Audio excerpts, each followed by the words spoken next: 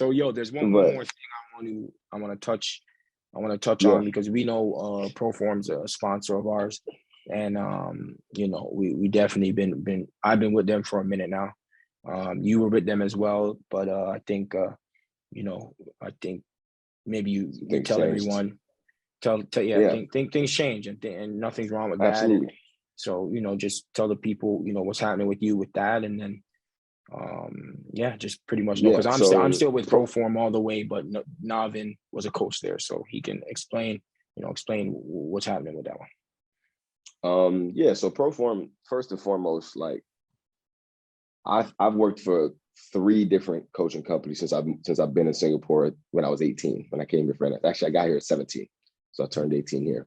And hands down, there's no knocks to the other ones. I won't even name them, but Proform has easily been the best program that I've worked with when it comes to their attention to detail, you know, their focus on what each player needs, their care for each coach that they bring on, and just the boss himself, our boy Noel, like who he is as a person trickles into the organization, and it shows, right? Like he's not going to do anything with his organization that he doesn't want to put his own face and name behind, and it shows, right? There's a certain integrity behind how he handles business, and now when I came back here, like I said earlier, I was coming here to play ball, but there wasn't really any games going on, so there are no contracts to be signed. There are no games to be played. There's nothing. So you got to work. You got to make some money, right? And as soon as I touched down, I was in quarantine, still doing my 2-week quarantine when I touched down. And Noel was on the phone with me, setting up, you know, getting us sorted on me becoming a coach for Proform. Like he was a supporter of me as a person as soon as I touched down. Forget the basketball side and playing and all that. As a friend, which I will always consider him one of my best friends out here. And as a person, he was looking out for me as well as for his company. Don't get me wrong. Like, you know, I think we've worked together before. He knows what I'm bringing to the table as a coach. But he didn't need to be all in with me like he was. Like that was a choice of his, and I appreciate that. And I had a great time coaching with Proform.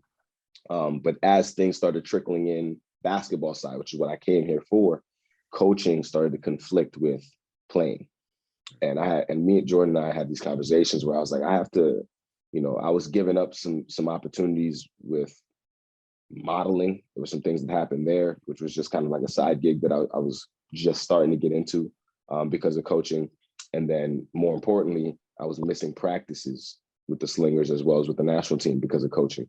And I had to make a decision where it's like, as much as coaching is paying the bills, if you're here to commit to something and this is taking away from what you've really come here to commit, you have to figure out, you know, a new way to go about it, or else you're basically acknowledging this is more important than what you said you came here to do. And Noel and I had a conversation about it, and we basically agreed and figured out that, look, you know, while you're playing games, it's going to be really hard for you to do part-time. It's going to be it's damn near impossible for you to make any real money doing part-time with Proform because of how the hours work. And past that, there's a certain level of commitment that I need on my body when I'm not in practice. So like, for example, when I was working in Proform, I'd have practice in the morning with the Slingers, coaching all during the day.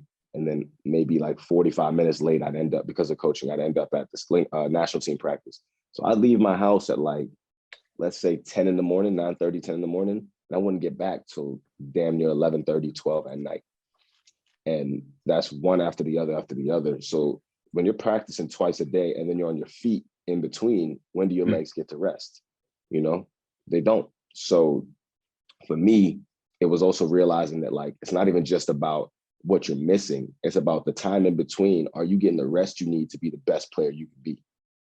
You know, I'm 27 this year. Like, I'm not 18 where you can just play all day, all night, no stretching to be good. Like, I need to take care of my body. And it's a big part of being an athlete, especially trying to be a pro athlete.